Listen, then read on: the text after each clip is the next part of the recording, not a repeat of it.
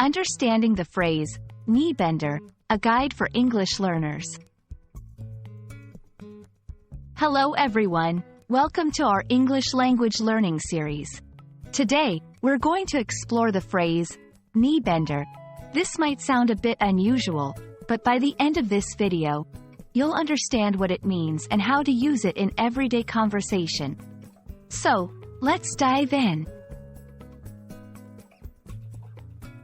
Knee-bender is an informal phrase in English. It's not something you'll find in formal writings or textbooks. Essentially, a knee-bender refers to something that is surprisingly impressive or shocking.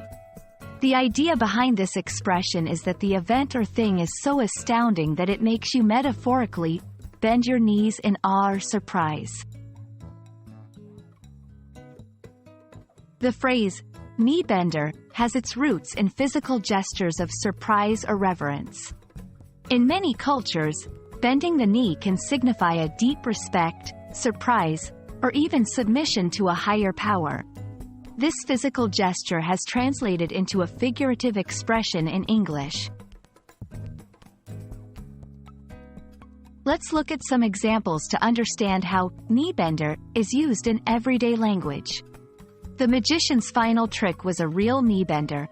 I've never seen anything like it. Hearing her sing live was a knee-bender. Her voice is so powerful.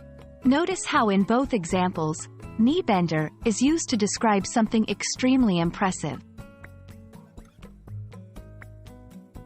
It's important to know that knee-bender is very informal and somewhat colloquial. It's best used in casual conversations or when you're trying to add a bit of flair or humor to your speech. It's not appropriate for formal contexts like business meetings or academic papers.